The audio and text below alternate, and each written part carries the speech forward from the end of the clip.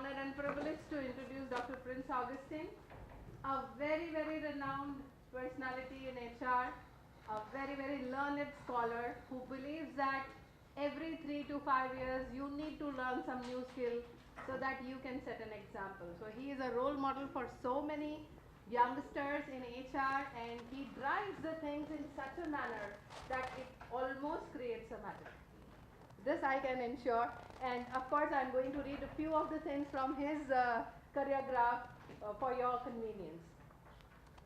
So presently he is Executive Vice President, Group Human Capital and Leadership Development at Mahindra Group, Mahindra and Mahindra. It is a US dollar 19 billion company. So it's a huge responsibility on his shoulder. He is a PhD from BITS Mesra, an MBA from Symbiosis, as well as a law grad from Government Law College, Mumbai. Am I right? Yeah. And he is professionally certified coach from ICF. It's an international certification program, and he is a trained behavioral analyst. Now that again makes him to be one of the rare HR people in India, because he is the certified behavioral analyst, and this certification comes from Institute of Motivational Learning, Singapore. He is Harrison certified, MBTI, Nairobi, you name anything, and all those things he has done. 30 plus years of experience, though he doesn't look like having that. I will have to really search for that. He looks so young, and I'm sure you started very young, Prince. And member of many, many professional institutions, professional bodies, and he had been National Secretary to National HRD Network. The wonder I have seen him performing is that in the Mumbai convention, when they were holding it at Rajiv Dubey's time, the member list, like the participation was a challenge. And he used to send a snapshot every day. This many numbers rising, this many numbers rising. And it was not hundreds in a day. It was like, 500s in a day. The leap and bound within 3 to 4 days, the number of participation has gone into a mad new height. And I know that he's a strong go-getter. And I welcome you with all my zeal and enthusiasm to have you here. Thank you, Prince, for accepting our invitation. Most of us are our fellow students who are doing their research program, and we do open this to also the corporate people to join in if they would like to have a kind of an interaction with the people like you coming in on board. So we have this mix of people from public sector as well as private sector. Some of them are practitioners, some of them are really heading the HR positions, and you would find them an interesting mix. Thank you so much once again. Thank you, man. Good morning. Hey, good morning to you. Good. So yeah, it's not at 12 o'clock. So how much time do we have? So I can make a whole day presentation. I can make it to 1 hour. So 1:30. So we'll have about 45 minutes to 1 hour, and then we will have interactive this thing, right? So topic was creative, So therefore I said creative human resource management is really a challenge. So then I thought, can I share an experience that I had, right? So all of you have heard of RISE, right? So RISE was a big change, big moment for us, started in 2010. So I will share with you my journey of RISE, because I was associated with strongly from a people point of view for the whole group. Just to give you a context, we are over 100 companies, right? And we are a federation of companies, which means each company is ruthlessly independent, and nobody has to listen to anybody. Even my own team members doesn't have to listen to me, because we have to influence each other to see each other's point of view. So that makes working in the Mahindra group a big challenge. So it's not very easy for us to really, therefore even Anand Mahindra says, not my problem, it's your problem. So you find a way to actually create endorsements. So creating an endorsement in such a large group is not a very easy thing, and that is where RISE, and since we were 100 companies, we are 100 silos that we are operating, right? And that was a big challenge for us. I just thought I'll share with you how did we go about this whole journey of RISE, and how did we create a one Mahindra experience, right? The journey is still continuing. I'll quickly share with you. I can give you the slides that you want. I remove some confidential part, etc. But many of the things you will find in many organizations it is there. It is not the challenge of actually adopting practices, because if you have got people practices, irrespective of the organization that you come from, the culture that you are in, you will be able to do many of these things. But how do you get commitment of senior management? How do you get leaders to walk the talk? How do you get a large mass following to this? And at the same time, to your professional colleagues, you have got to help to create a concept, so that they are able to really understand the madness behind the whole thing. So, that is what, and even in a big organization, like if you will see that if you are so very well organized, then the IT industry, we should not be facing the problem, right. IT industry never had the challenges what manufacturing was facing, and we were growing in leaps and bounds. Suddenly overnight you have got globalization, which was a forte, actually is becoming nationalist in its whole outlook. Now, with Europe being for Europeans, America being for Americans, then India being used as a big cost arbitrage by corporations across the world, what happens to the large systems that you have put in place, right. So, that becomes overnight, you will find that there is a skill obsolescence that is taking place. Could industry have prepared for it? Because you have got the best of people, this thing. That is a big challenge that we have. We say that we have the ability to predict the future, right, but little did anybody realize that US would get into such a big tumultuous change, with creative people like us actually finding out ways of managing the economy, right. So, for all this are a result of too many creative people trying to tinker their minds around. Right. So, that is what it is, and therefore, how did we really manage this whole journey is what I am going to share. So, this is one concept that when we were doing, you have heard of Dr. Herman. So, I am not going to talk, just Google. Yeah. So, he said that any organization, most of our organizations are left brain, because that is easiest thing to follow, right. But creating the right brain and integrating that is the biggest challenge that we have. So, therefore, the left brain, right, is all about being analytical and methodical, and the right brain is all about being creative and relational. Now, if you put the two things together, will it really work, right, is the biggest challenge. Now, how do you therefore make this whole thing come alive, right, that is creativity, and how do you embed this in your people processes.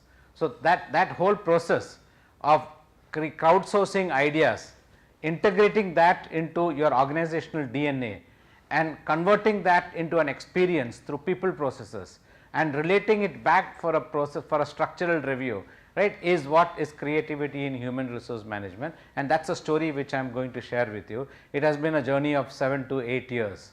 Like you, I was also a business HR head, right, and I found life was very comfortable, right, and suddenly one day, you know, like we had this gentleman from Strawberry Frog, Scott Goodsman, right. We are planning to enter the US market at that point of time, and we were planning to launch the Scorpio in the United States.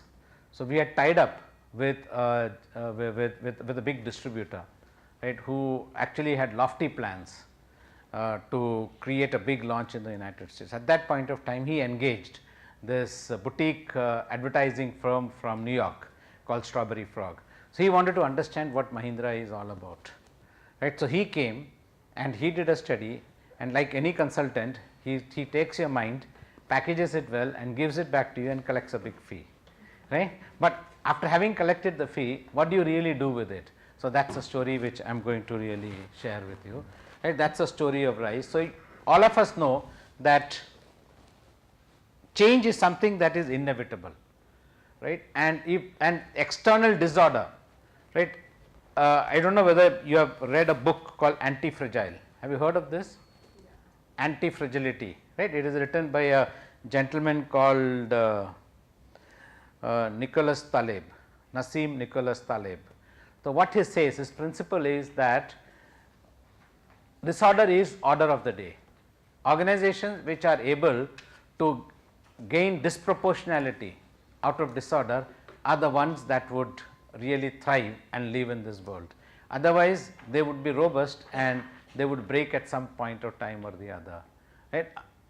Failing which you would become actually fragile. So, big organizations which have had very big, like we take the story of Satyam, right, they became fragile because there was a compromise on value system, but the organization could really succeed and move forward. What do you think are the two things that could have helped in terms of making it move forward?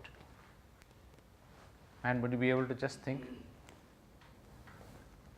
Organization crumbles but the government feels that there is a need because you have got more than 50,000 people who would become unemployed overnight, right, just because of a deeds.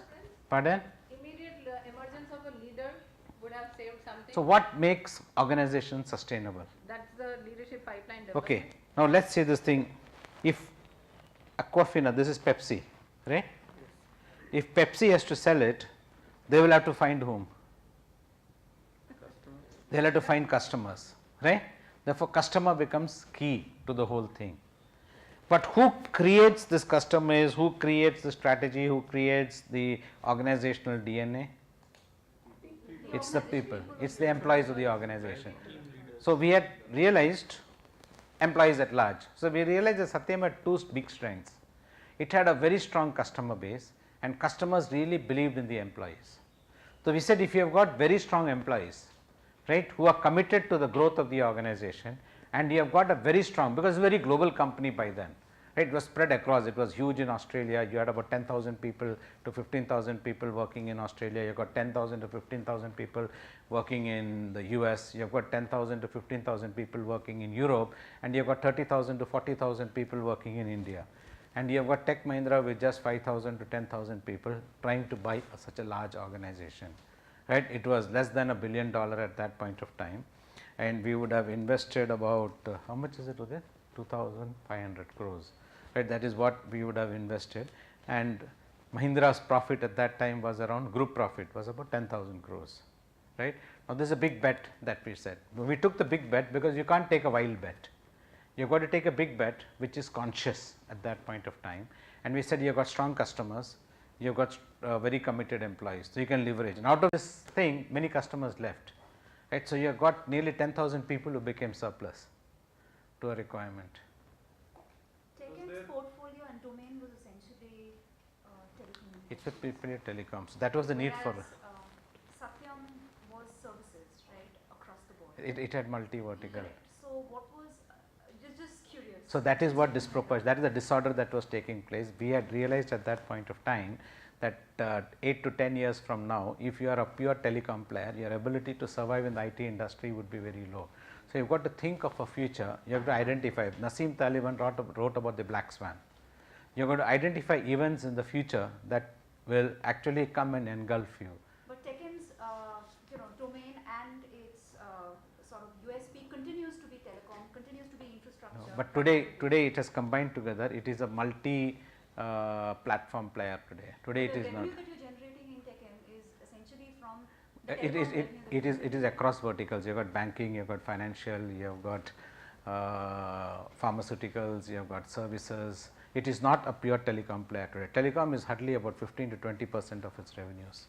It has used the skills which had in telecom.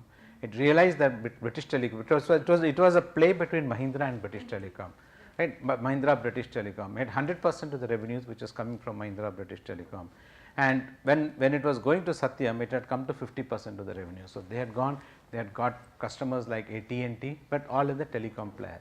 Satyam, the value which Satyam had, that is why it is customers, it is a very diversified set of customers and a very diversified set of customer skills, right. So, therefore, you need to get people of that diverse nature into the organization, and you were lucky to get it, because Mahindra, what happened is, one of the things that you will learn is transferability. When you pick up a large organization, you have got to see what values, what skills, what competencies can be transferred from one organization to the other. So, the biggest value that we had was trust, right, trust, reliability. That was the biggest value that the group had, and therefore, it is this group value which got transferred to Satyam, and that is how we were able to really integrate. It is a case study in Harvard Business Review. My company also has undergone a lot of acquisitions. Yes. What I think was strong for Satyam was that the people were able to reset their mind and dissociate from Satyam and then transform to a new culture. See, what happens is, when you know that your life is one behavior to change, what are three essentials behavior to change? Well, there has to be a compelling reason. Survival. First there has to be a big stake, right. There has to be a threat. So, there has to be what I call it a state of disturbance. Okay, that is first thing there. Satyam had a state of disturbance, you are jobless from tomorrow, right. So, that is the big stake I said. As a stake, survival could be one, it could be loss of identity, right.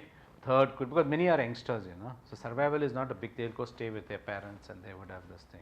So, that was not a big thing. It is a question of identity being lost. They were very independent, all are very, very young, all are below 30 years of age at that point of time, and that, right. That is one this thing. Second is, at that point of time we had a rise which was just moving in, right. That was a big story in terms of, we are a very empowering organization. So, we do not breathe down to necks of people, right, and that was the culture which Satyam also had at that point of time.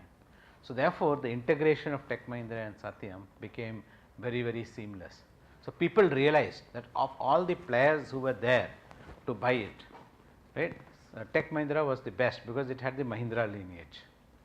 Yeah, and at that point of time the share price was 54. Today you will find, and the stocks have undergone a split, etc., right, it's about 400.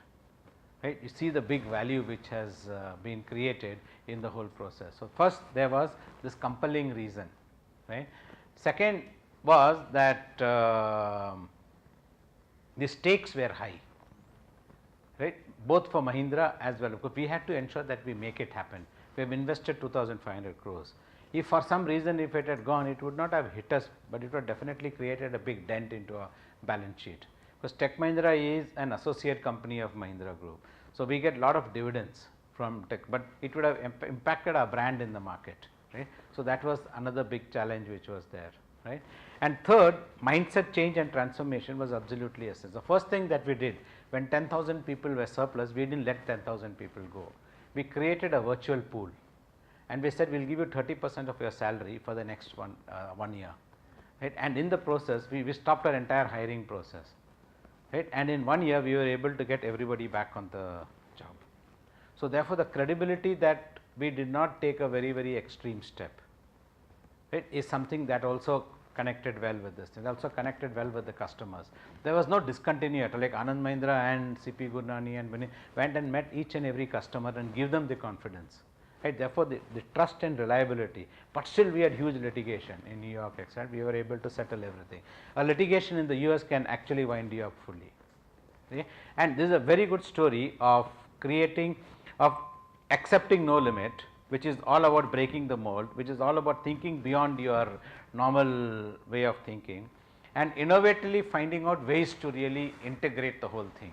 So, what happened is that you created seamless verticals, right. So, you were able to connect the complete customer database. So, from a pure telecom player, you have become a multi-brand player working across verticals, right. Now, that is the biggest, if you read anti-fragility, you will find optionality, which means you choose some options which will give you big disproportionate change. So, today Tech Mahindra is a $4 billion US group, right. From a less than a billion you have become a $4 billion. Satyam was also about $1 billion at that point of time, right. So, together you have created a huge disproportionate growth for this thing. So, that is one story which I thought, you know, which will resonate well, and Mahindra at that point of time was around 8 to 9 billion dollar this thing. Today we are 19 billion, right. So, we could have grown disproportionately, you know, like if we enter the road construction industry, right, we could have grown phenomenally, right. But do you think, why do you think we have not entered the road construction industry? We are in affordable housing, but there was a lot of pressure to us from lot of quarters that you all enter this road construction industry and you all can make a big difference.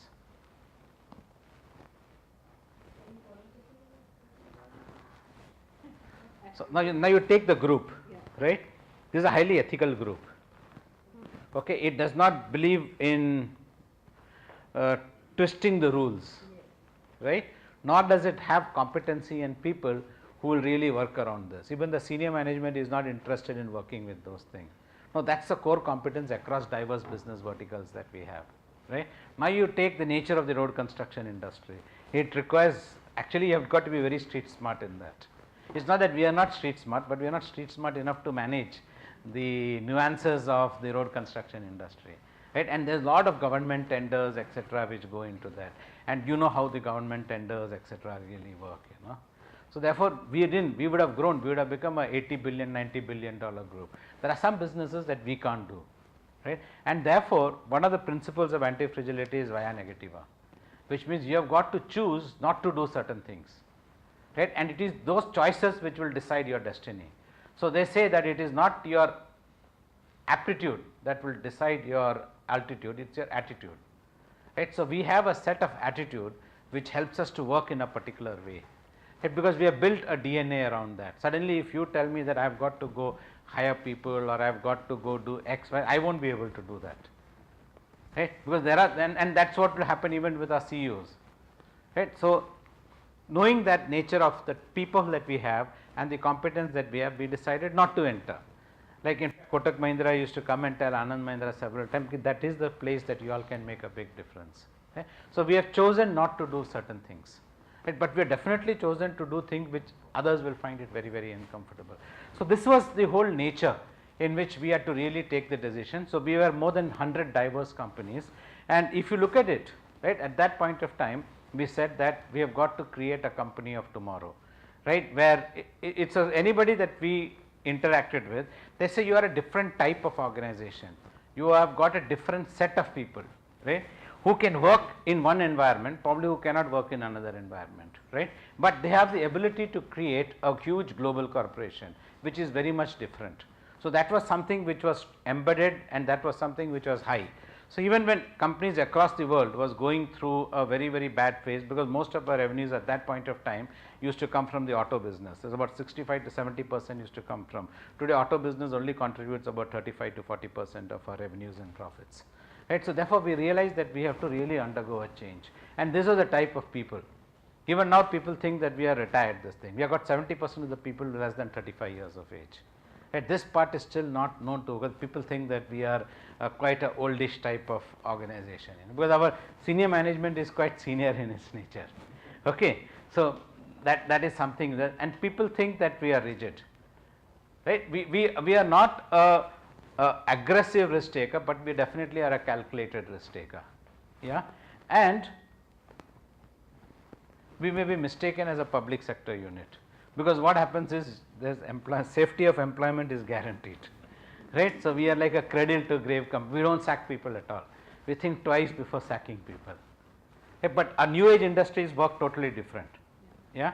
But the major part of Mahindra group, still we do not sack people, senior people actually carry on for 1 or 2 years even if they do not perform, okay. So, but that is the nature, and there are some people who can be carried on for 1 year and suddenly we find that they bloom. Okay, so, that is something which we had. So, therefore, we realized that we had to really undergo the change, but we went and we bought a aerospace business in Australia. So, we have got 4-seater, 8-seater, 16-seater aircrafts that we manufacture and we sell across the world, right. We went and picked up SsangYong, which was a BIFR company equivalent in Korea, right, and there used to be strong violence. Right, the Chinese tried to run it, but the Chinese ripped the company, but they found it very difficult to manage. They took out technology and they fled the country, right, and the government had either choice of selling it or shutting down the whole thing. So, we went and invested about how much, 1700 crores, infused cash into that company, and today it has turned around, it has become profitable.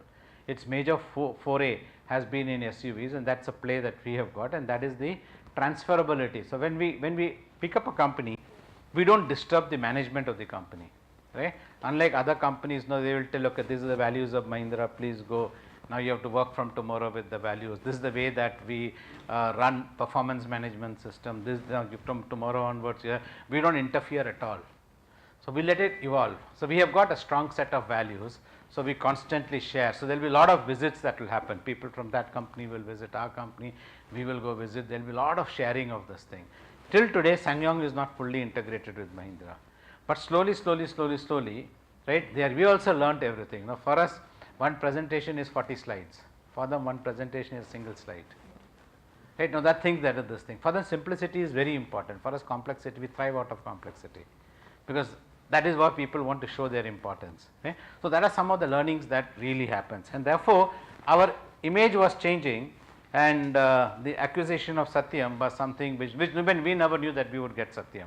We in fact, we spoke several times for integration of Satyam. We went and we spoke, we said, now why do not you become part of us, but somehow they kept us far.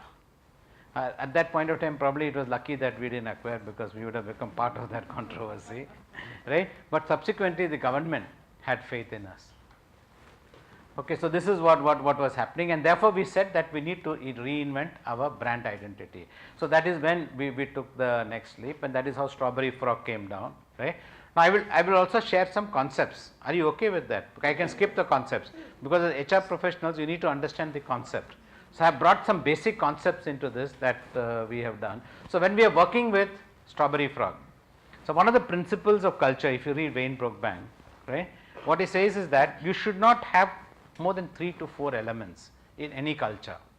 If you want to create a cultural transformation, you should not have more than 3 to 4 elements. Otherwise, it will become very difficult and complex for people to this thing.